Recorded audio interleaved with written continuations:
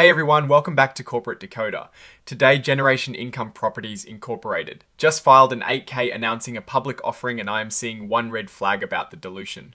Quick note, this is not financial advice, just my take on public filings for educational purposes. The company is raising money through stock and warrants, and while that is common, the details here are pretty interesting. So Generation Income Properties Incorporated, what we'll call GIPR, has filed a Form 8K to announce they've entered into a material definitive agreement. In simple terms, they've made a significant deal, and this one involves a public offering. They are doing a best efforts public offering. This means they are selling a bunch of their common stock, and importantly, they are also selling warrants to buy more stock. The combined price for one share of stock and one accompanying warrant is 21 cents. They plan to sell about 23.8 million shares and an equal number of warrants. Now, a key detail here is that instead of some buyers getting actual shares, they might get pre-funded warrants. Think of these as a way for people to buy in now at a lower price with the idea of converting them to regular stock later. The exercise price for these pre-funded warrants is practically nothing, just a tenth of a cent, and they expire when they are used. The regular warrants, on the other hand, have an exercise price of 21 cents.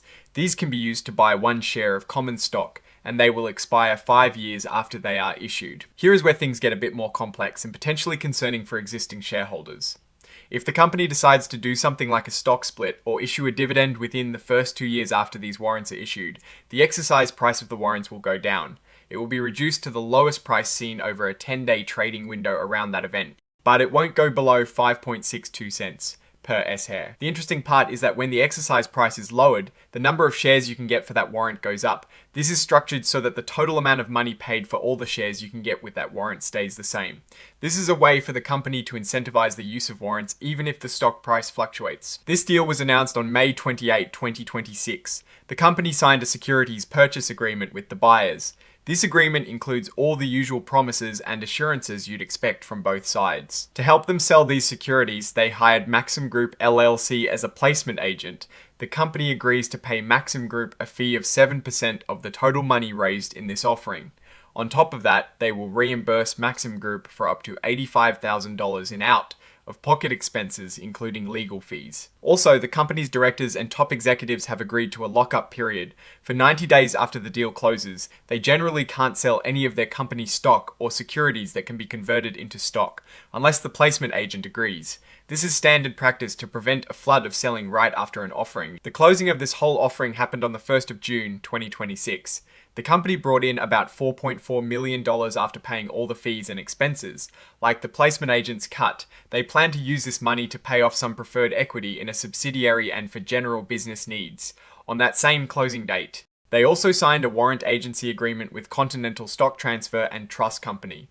This basically sets up the terms and conditions for how these warrants will be managed. The company also put out a press release about the pricing of this offering on May 29, 2026. This is a pretty standard announcement to let everyone know the deal terms. Think about this offering as a way for GIPRW to get much needed cash.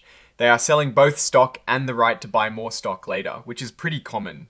However, the details around how the warrant price can be adjusted and how the number of shares can increase is something to watch. The filing is signed by Ron Cook, who is the Principal Finance and Accounting Officer. This confirms the company is officially reporting these actions. Now, let's talk about what this means. Generation Income Properties Incorporated is raising money, which they clearly need. The news headlines also show they've been involved in other financial maneuvers like revising preferred equity redemption terms and selling property. This offering and the subsequent use of funds to redeem preferred equity suggests they are trying to restructure their balance sheet. The fact that they are doing a public offering at such a low price point, 21 cents, is a strong indicator that the stock price has been very low. The current price you see, around 5 cents, reinforces this. Institutional ownership is pretty small, with wealth advisors of Tampa Bay and Citadel advisors holding just a few percent of the shares. This suggests the retail investor base might be significant. The red flag here, as I see it, is the potential for significant dilution. While the warrants are intended to be exercisable, the price adjustments and the increasing number of shares issuable could lead to a much larger number of shares outstanding down the line than what is currently planned.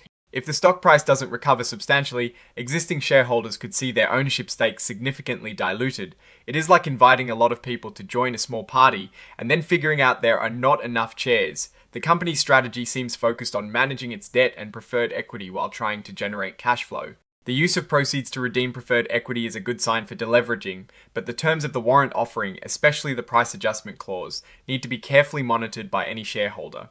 It is a bit like a double-edged sword. It helps ensure the warrants get used, but can significantly increase the number of shares outstanding. What I'm actually looking for is a sustained increase in the company's operating revenue and profitability to justify the dilution from these warrants.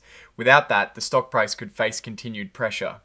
Oh, and the research tools I actually use are linked in the description. They help keep this channel going. That is my take. Stay decoded, like, subscribe, and join our Discord for more discussions.